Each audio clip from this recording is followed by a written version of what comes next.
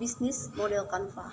Nah, sebelum kita lanjut bagaimana sih itu bisnis model Canva, kita terlebih dahulu kepada pengertian dari bisnis model, yaitu mendeskripsikan atau menggambarkan suatu rasional atau secara logika tentang bagaimana sebuah organisasi itu menciptakan suatu nilai dan mencoba menangkap suatu nilai yang dapat diberikan kepada pelanggan. Nah, di mana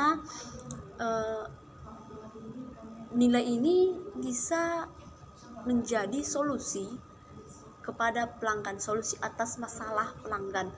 Nah, di dalam bisnis model Canva ada 9 building blocks atau 9 blok dalam model bisnis ini, yaitu yang pertama customer segment. Nah, customer segment adalah di mana sebuah organisasi yang melayani satu atau beberapa segmen pelanggan, bukan hanya satu, namun bisa beberapa pelanggan, segmen pelanggan. Yang kedua, value proposition. Nah, apa sih value proposition ini? Value proposition adalah bagaimana sebuah organisasi itu mencoba menyelesaikan sebuah permasalahan dari customer atau pelanggan dan mencoba memuaskan pelanggan atas setiap kebutuhan mereka melalui proposisi yang diciptakan perusahaan tersebut. Yang ketiga, channels. Nah, apa sih channels ini? Channels adalah bagaimana jika value proposition yang diciptakan suatu perusahaan disampaikan atau dikirimkan atau dicoba berikan kepada pelanggan melalui saluran komunikasi, distribusi, dan juga melalui saluran penjualan. Yang keempat itu ada customer relationship, yaitu bagaimana kita membangun hubungan dengan pelanggan kita. Nah, kan ada itu yang misalnya dia penjual, dia seperti cuek-cuek saja, tidak mau, misalnya kalau dia itu misalnya penjual yang baik, dia bertanya apa kebutuhannya, bagaimana pemakaiannya, mereka menjelaskan.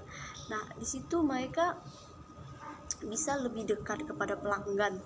Nah, kalau yang kelima yaitu revenue streams-nya, yaitu apa saja saluran pendapatan atau jalan pendapatan yang dapat dihasilkan oleh perusahaan atau organisasi. Nah, misalnya dari saluran membuat sebuah alat, menjual jasa pengantar barang, menjual jasa ini. Nah, itulah saluran-saluran pendapatan. Bagaimana mereka mendapatkan, dari mana mereka mendapatkan, itu adalah revenue streams. Yang keempat, key resource, yaitu menjelaskan tentang sumber kunci apa yang harus disediakan oleh perusahaan tersebut dalam usaha menciptakan proposisi nilai yang sudah diciptakan. Yang kelima, key aktivitas, yaitu menjelaskan apa saja hal yang harus dikerjakan untuk dapat menciptakan value proposition, yaitu di mana aktivitas ini dapat mendukung penciptaan produk yang kita bicarakan sebelumnya dalam value proposition. Yang ke-8 itu adalah key partnership. Nah, di sini key partner di sini artinya bagaimana kita mengajak seseorang dalam membangun atau misalnya kata lain seperti investor.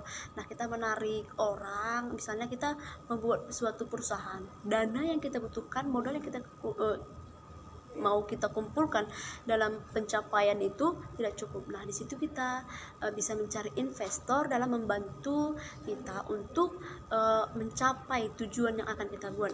Yang ke-9 itu cost structure, yaitu struktur biaya yang ditanggung dari aktivitas yang mereka lakukan untuk menciptakan produk dan value proposition. Nah, di sini cost struktur ini semua mulai dari biaya, misalnya biaya produknya, biaya jasa dalam misalnya jasa sebagai ini sebagai itu, kalau menciptakan sebuah bangunan jasa tukang bangun seperti itu.